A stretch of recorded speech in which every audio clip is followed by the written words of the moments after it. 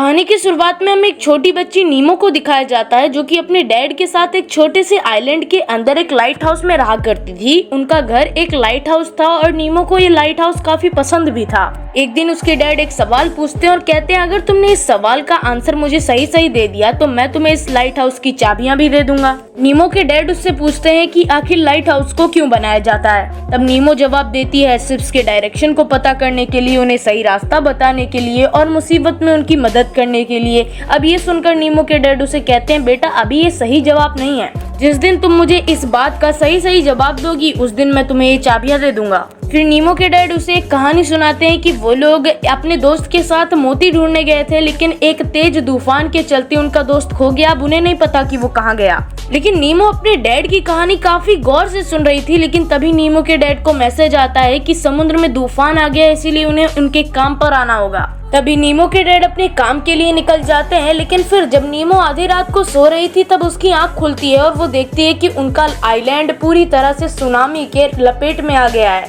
और यहाँ तक कि लाइट हाउस में भी पानी जा चुका और पानी की वजह से वो उसी में डूब जाती है। और उसके डैड जब उसकी तरफ आ रहे थे तो एक बड़ा सा मॉन्स्टर उनके डैड को खा जाता है और डरने की वजह से उसकी आंख खुल जाती है, यानी कि नीमो अभी सपना देख रही थी। सुबह उसके पास उसके डैड के कुछ साथी आते हैं और उसको डैड के जो है उसकी मौत को बताते हैं। ये सुनकर नीमो बहुत ज्यादा टूट जाती है और फिर एक लेडी ऑफिसर उसे बताती है कि उसके पापा चाहते थे कि वो अपनी मौत के बाद उनकी बेटी उनके अंकल के पास चली जाए। उनकी बेटी अंकल के पास जाना तो नहीं चाहती थी बट उन्हें मजबूरन जाना पड़ता है। उसके अंकल बहुत ज्यादा अमीर थे, लेकिन उन्हें ये नहीं पता था कि उन्हें बच्चों को कैसे रखना चाहिए। उसके अंकल उसके यहाँ रहने से बहुत खुश थे, लेकिन उन्हें नहीं आता था कि बच्चों को कैसे ट्रीट करना है, इसीलिए नीमो उनसे खुश नहीं रहती थी और अपने डैड के मौत के बाद वो बहुत चुप चुप सी रहने लगी थी। और फिर एक दिन जब नीमो रात में सो रही थी तब उसकी आँख खुलती है और उसे दिखता है कि उसका जो फेवरेट टॉय है वो जिंदा हो गया और उसका बेड अपने पैर पर चलकर उसे हवाओं में कहीं लेकर जा रहा है। और फिर पानी के रास्ते उसका बेड उसे एक जादुई दुनिया में लेकर जाता है, जहाँ पर नीमो की मुलाकात फ्लिप नाम के एक आदमी से होती है जिसके सर पर दो बड़े बड़े सींग थे। नीमो के पास फ्लिप आकर उसके डैड के बारे में पूछता है। फ्लिप बताती है कि उसके डैड नहीं रहे अब। इसे सुनकर वो भी काफी ज्यादा दुखी हो जाता है क्योंकि उसके डैड से उसे एक नक्शा चाहिए था जिसकी मदद से वो मोतियों को ढूंढ सकता था। नीमो को लग रहा था कि वो अभी भी एक सपना देख रही है। वो बताती है कि तुम प्लीज मेरे सपने से चले जाओ। वो कहता है ठीक है मैं चला जाऊंगा, लेकिन मुझे वो नक्शा ला कर दो जिससे मुझे मेरी मोतियां मिल जाएंगी और तुम भी अपने डैड से मिल पाओगे, क्योंकि तुम एक ऐसी दुनिया में चली जाओगी जिसका नाम स्लम्बरलैंड है और वहाँ पर सभी ख्वाहिशें पूरी होती हैं। अब फ्लिप उसे ये कहकर भेज देता है उसकी दुनिया में कि जाओ अब जाकर नक्शा ढूंढो। नीमो अपनी असल दुनिया में सपनों की दुनिया से जग जाती है। अगले दिन उसके अंकल उसका एडमिशन कराने लेकर जाते हैं, जहाँ पर उनकी मुलाकात स्कूल के टीचर से होती है। वो बताती है कि नीमो के अंकल तुम बिल्कुल चिंता मत करो, मैं नीमो का ख्याल बहुत अच्छे से रखूंगी। उसकी मैम उसको सभी बच्चों से मिलाती है। यहाँ पर उसकी दोस्ती एक लड़के के साथ हो जाती है और वो अब उसका बहुत अच्छा दोस्त बन जाता है। वो उसे अपने डैड के बारे में भी बताती है। अब अगली रात को उसके अंकल उसे लॉक को खोलना भी सिखाते हैं, क्योंकि उनका बिजनेस कुछ ऐसा था कि वो लोग लॉक को खोलने वाला ही चाबी बनाते थे और लॉक्स को भी बनाते थे। अब अगली रात को सपने की दुनिया में देखती है कि फिर से उसका टॉय जिंदा हो गया है और उसको उसके डैड का नक्शा भी मिल जाता है। अब वो फिर से अगले दिन अपने अंकल के फोन से एब्सेंट लगाकर स्कूल के एक ऐसी जगह पर चली जाती है जहाँ पर बच्चों का जाना मना था। अब वो वहीं पर कपड़े बदलती है और अपने टॉय को लेकर वहीं पर सो जाती है। फिर वो सपने की दुनिया में आकर फ्लिप को वो नक्शा दे देती है। यहाँ पर फ्लिप अपने वादे से मुकर जाता है और कहता है मैं तुम्हारी कोई मदद नहीं कर सकता, जिस पर नीमो कहती है कि चाहे जो कुछ भी हो अब तो तुम्हें मेरी मदद करनी होगी क्योंकि मैं अपने डैड से मिलना चाहती हूँ। अब फ्लिप कहता है हाँ तुम मेरे साथ चल सकती हो, ठीक है कोई बात नहीं, लेकिन इस दौरान अगर तुम्हें कुछ हुआ तो इसकी जिम्मेदार तुम खुद होगी। वो उसे बताता है कि ये नक्शा स्लम्बरलैंड का है, इसे मैंने एक पुलिस से चुराया था और आज तक वो ऑफिसर मेरे पीछे ही है। वो नीमो को जादुई दुनिया के बारे में भी बताता है जहाँ पर चमकीले मोती हैं। अभी ये दोनों उस जादू की दुनिया में पहुंच गए थे। जादुई की दुनिया में आने के बाद फ्लिप उसे कुछ उसूल बताता है कि यहाँ पर तुम्हें किसी भी के सपने में एंटर करने की कोई जरूरत नहीं है और किसी के भी सपने को मत देखना। और ना किसी की आंखों को देखना, वरना यहाँ की पुलिस ने अगर तुम्हें पकड़ लिया तो हमेशा के लिए तुम्हें कैद कर कर यहीं रख देंगे। अब वो लोग एक ऐसी जगह पर जाते हैं जहाँ लोग पत्तियों से बने थे। वहाँ पर डांस पार्टी चल रही थी और वहाँ पर एक और लड़की जो कि बहुत मजे से डांस कर रही थी, वो भी अपने सपनों की दुनिया में थी, क्योंकि ये सपनों की दुनिया ही तो है और इस दुनिया में सब लोग अपने सपनों का मजा ले रहे थे। वहीं पर ये ऑफिसर भी फ्लिप के पीछे आ जाती है। अब इससे पहले कि वो ऑफिसर फ्लिप को पकड़ती, वहाँ पर वही मॉन्स्टर आ जाता है, जिससे फ्लिप नीमो को बचा लेता है और बोलता है ये तुम्हारी वजह से हुआ है, तुम्हारी वजह से ये मॉन्स्टर यहाँ पर आया है। और फिर अचानक से वो सपनों की दुनिया से गायब होने लगती है। दरअसल अब उसकी नींद खुल गई थी, क्योंकि उसके अंकल उसे बाहर लेने भी आए थे। उसके अंकल उसे अपने साथ ले जाकर एक बोट यानी कश्ती तोहफे में देते हैं, लेकिन वो कहती है मुझे इसकी जरूरत नहीं है, आप इसे अपने पास ही रखो। अब रात में उसके अंकल उसे समझाते हैं कि देखो तुम्हारे डैड की डेथ हो गई है, इसका मतलब ये नहीं है कि तुम्हारी जिंदगी खत्म हो गई है, तुम्हें अभी भी अपनी जिंदगी को और जीना चाहिए, मजे करने चाहिए अपनी लाइफ में। लेकिन अभी भी नीमो अपने डैड की मौत के सदमे से बाहर नहीं आई थी और नीमो जब सोने जाती है तो उसे नींद भी नहीं आ रही थी।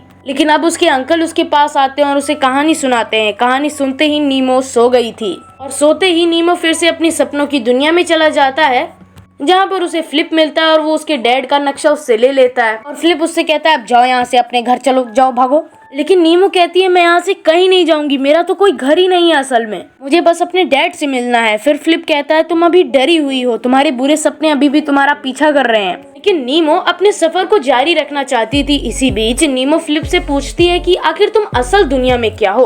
तब नीमो कहता है कि मुझे नहीं पता कि मैं क्या हूँ, असल दुनिया में मैं अभी तक जागा नहीं हूँ और मुझे नहीं पता मैं कहाँ रहता हूँ। अब फिर से वो लोग आगे जाने के लिए एक ट्रक में बैठते हैं, क्योंकि वही पुलिस ऑफिसर उनका पीछा कर रही थी। और अब वो लोग बचते बचाते उस ट्रक के अंदर जाते हैं और देखते हैं कि वो ट्रक तो एक बच्चा चला रहा था। वो ट्रक उस बच्चे से संभलता नहीं और वो लोग पानी में जा गिरते हैं। वो लोग ऑफिसर से तो बच गए थे, लेकिन अब पानी में गिरने लगे थे।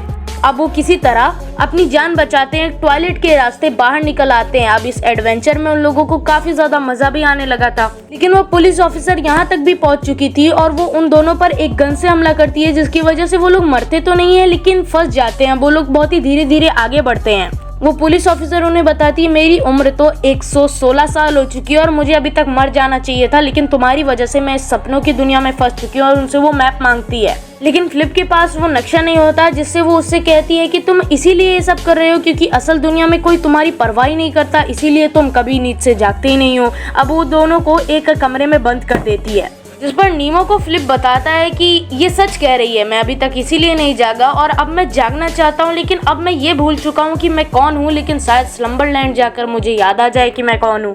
पुलिस ऑफिसर वापस से उसे अपने साथ लेकर जाती है और नीमो को कहती है तुम्हारे पास दो रास्ते हैं, या फिर तो हमेशा के लिए इनके जेल में ही रहो या फिर तो अपनी दुनिया में चले जाओ। जिस पर नीमो कहती है मैं बस अपने डैड से मिलना चाहती हूँ। पुलिस ऑफिसर उससे कहती है कि अब तुम्हें आगे बढ़ना होगा, तुम्हें असली दुनिया में जागना होगा, वरना तुम्हारे ये बुरे सपने पीछे ही करते रहेंगे। अब वो सच में असली दुनिया में जग जाती है और कहती है मुझे अपने डैड की बहुत याद आ रही है, अपने अंकल के पास जाकर रोते हुए। अब इसके बाद उसके अंकल उसे एक वीडियो दिखाते हैं जिसमें उनके अंकल ने बिल्कुल फ्लिप जैसे ही कपड़े पहने हुए थे। अब उसके अंकल बताते हैं कि हम लोग पहले तुम्हारे डैड के साथ मिलकर गेम खेला करते थे, इसीलिए मैं कैसे भी कपड़े पहन लेता था, जो मुझे दिखते थे वो मैं पहन लेता था। लेकिन जब उनकी दुनिया में उनकी वाइफ आई तो वो अपनी दुनिया में घूमने निकल गए, यानी अपनी फैमिली के साथ दुनिया घूमने निकल गए और मैं इधर अकेला रह गया, बिल्कुल अकेला। नीमो उन्हें बताती है कि वो हमेशा आपकी कहानी मुझे सुनाया करते थे। अगले दिन वो फिर से अपने स्कूल में जाकर उसी जगह पर सो जाती है और फिर वो किसी तरह फिर से फ्लिप के पास पहुंचती है और अपने अंकल के द्वारा दी गई चाबी से फ्लिप का वो दरवाजा खोलती है।